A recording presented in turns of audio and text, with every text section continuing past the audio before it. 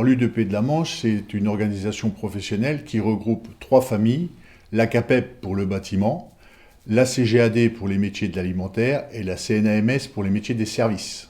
Alors tout d'abord, dans le cadre de cette crise, je tenais tout d'abord à apporter mon soutien entier au personnel soignant qui est au front en première ligne, tout d'abord. Appeler mes collègues artisans, commerçants, professions libérales qui ont des moyens de protection, masques et autres, à les faire parvenir au centre hospitalier et également à nos collègues ambulanciers, voire à nos collègues infirmiers, et voire aussi aux ADMR.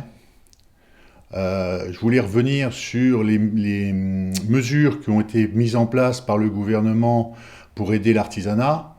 Donc il y a eu plusieurs mesures de mise en place. Une première mesure a été mise en place, c'est le report des prêts pour les entreprises, ce qui nous a permis de souffler pendant une quinzaine de jours, quand ils sont pas forcément acceptés. Hein, mais bon, ça c'est à voir avec les différentes banques. Parler aussi du chômage partiel. Alors le chômage partiel, j'espère que la totalité des entreprises de l'artisanat qui ont subi une baisse d'activité pourront bénéficier de ce chômage partiel, parce qu'on est toujours un peu dans l'expectative. Parler aussi également du report des factures d'électricité, d'eau et de loyer qui, pour moi, les entreprises n'auront pas de trésorerie. Donc ce report de factures, il faudra bien les payer un jour ou l'autre. Donc ça ne sert à rien, il faut payer immédiatement. Donc pour nous, c'est des mesures à zéro, celles-ci. Quant à la prime des 1 500 €, la prime des 1 500 € pour faire vivre une entreprise, c'est pas ce qu'il faut. Je me demande si nos politiques se rendent compte de ce que la gestion d'une entreprise artisanale. Une entreprise artisanale, ça ne fonctionne pas avec 1 500 €.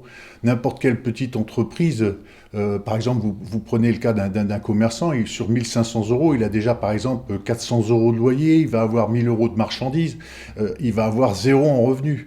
Donc cette prime, cette aide, bon, ça peut aider, mais ce qu'il nous faut avant tout, c'est pour nos entreprises, et on l'a tous, c'est les assurances perte d'exploitation dont on bénéficie tous. On a tous ces mesures en place dans nos entreprises. Ça permettrait, à nos entreprises d'être sauvées sur la perte d'exploitation. Ça permettrait aussi à l'État de ne pas avoir à payer cette prime de 1 500 € et de nous mettre directement tous en perte d'exploitation. Après, avoir à l'État et les assurances comment ils peuvent s'organiser. Mais ce qui sauverait l'artisanat aujourd'hui, c'est quand même, nous, dans notre département de la Manche, c'est 9 000 entreprises. C'est 20 000 salariés, c'est 2 000 apprentis. Si aujourd'hui on n'est pas capable d'aider la première entreprise de France en mettant en place un système de perte d'exploitation alors qu'on est tous assurés, je m'inquiète fortement pour les jours à venir.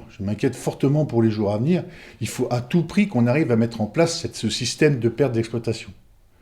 Je voudrais en même temps souhaiter un bon courage à l'ensemble de mes collègues dans ces moments difficiles et vous souhaiter tous une bonne santé et prenez soin de vous. À bientôt sur tvie.tv.